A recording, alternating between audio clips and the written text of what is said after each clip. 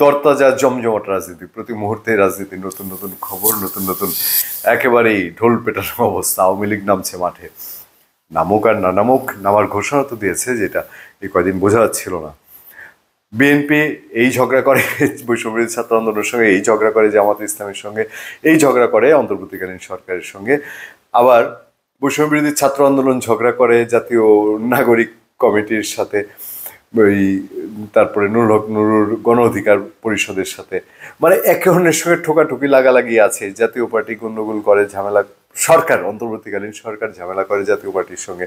মানে এমন একটা খিচুড়ি পাকানোর রাজনীতি না, এই খিচুড়ির মধ্যে নতুন একটা খবর। চলেন একটুখানি নজর দেই সেই খবরে, সেখান থেকে খিচুড়ির আরো কিছু ঘ্রাণ আপনারা পেতে পারেন।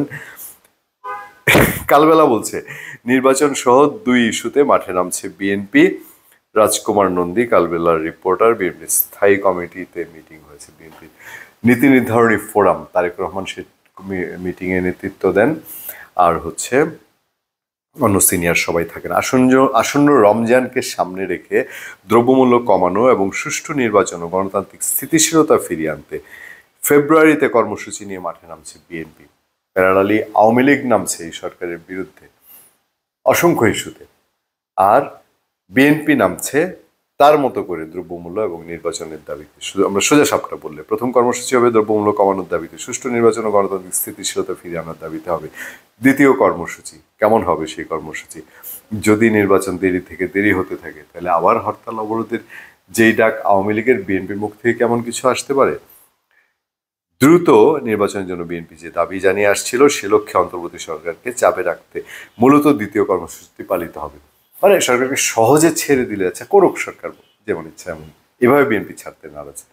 আস্তে করে আস্তে আস্তে আস্তে আস্তে প্রেশার ক্রিয়েট, এটা সরকারের 3 মাস থেকেই বিএনপি করছে। এই 2 ইস্যুতে রোজা শুরুর আগেই ঢাকা সহ দেশব্যাপী সমাবেশ করতে চায় বিএনপি। আপনারা জানেন বিএনপির ডাকে সমাবেশ মানেই লাখো মানুষ, সাংগঠনিক কার্যক্রম যেগুলো আছে সেগুলো রিপোর্টে বলা হচ্ছে। এত বিস্তারিত আমরা যেতে পারি না, যেতে চাই না স্বল্প সময়ে। সেটা হচ্ছে বিএনপি তারা নানান দিক থেকে নানান শঙ্কায় আছে।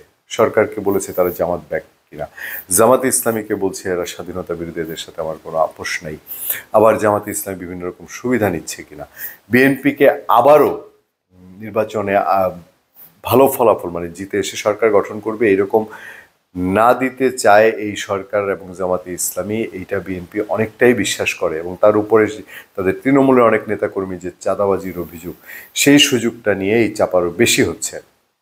ফলে চতুর্মুখী এরকম বিষয়, -2 ফরম্যাটে এখনও খালেদা জিয়া পড়েন কিনা, তারেক রহমান কবে দেশে আসতে পারবেন, সব মিলিয়ে বিএনপির মাঠে থাকা ছাড়া আর কোনো বিকল্প নাই বলেই এই দলটা তাদের কর্মসূচি এখন অব্যাহত রাখার পক্ষে।